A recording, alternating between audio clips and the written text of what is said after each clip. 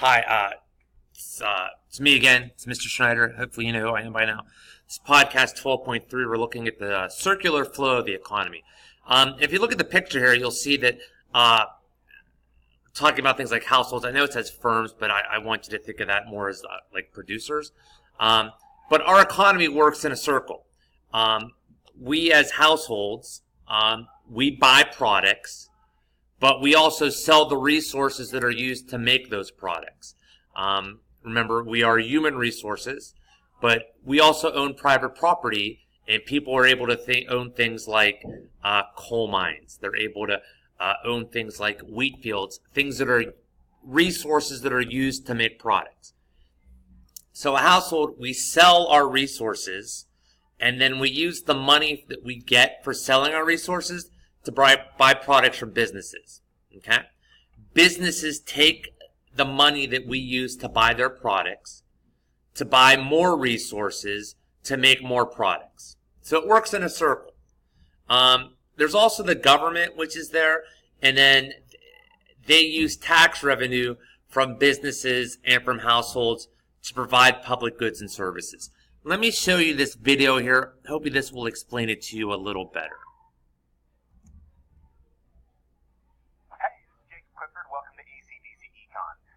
Show you something that's all around you that most people don't even see. It's called the Matrix, and you're inside it right now.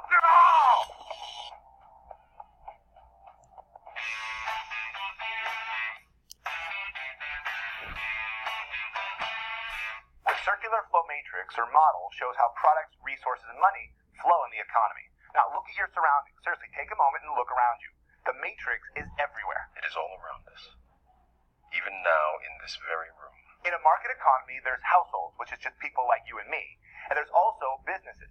Now, businesses sell goods and services to the households in something called the product market. It's not like just one place. It's anywhere things are sold, like online or the mall, the street corner, anywhere you can buy stuff.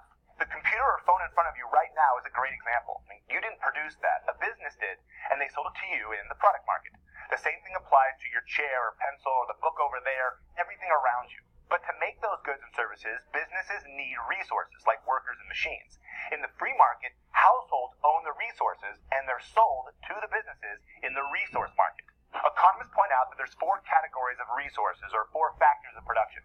The first one is land, which is any natural resource or anything that comes from Mother Nature. Then there's labor, then capital, which is tools and machines. And finally, someone to bring it all together, the entrepreneur. That's why it's called the circular flow matrix. Those resources are being used by the business to produce the products that people turn around and go buy. Now, what about money? Well, it goes the other direction. When you buy your phone in the product market, you had to pay them money. That's called consumer spending. Now, that money makes its way to the businesses, and they call it revenue. But the business doesn't get to keep all that money. They've got to pay for resources, and that's called the cost of production. It's being paid to engineers that develop the phone. Those engineers earn income. Economists break down income into four different types that go along with each of the four factors of production. They're called factor movements. When you sell land, you earn rent. When you sell labor, you earn wages. For capital, you get interest. And for entrepreneurship, you get profit. So this is it. The circular, bunch of important things missing, like national defense, schools, and roads. Those things aren't produced by businesses. So let's add in the government and the public sector. The size and role of the government in the economy depends on a country's economic system, but in most market economies, the government still plays a role. First, the government buys goods and services from businesses in the product market, for example, fire trucks. And just like households, they pay for them. That's called government spending. The government also buys resources in the resource market, like teachers and firefighters. Again, it pays for those resources, which is again called government spending. The government then turns around and provides public goods and services like fire protection, schools, roads, and bridges to businesses and households. The government also pays money to businesses called subsidies or households called welfare. Economists call those transfer payments. There are situations All right. So hopefully that explained it to you a little bit better. Again, any questions, stop by class and ask me.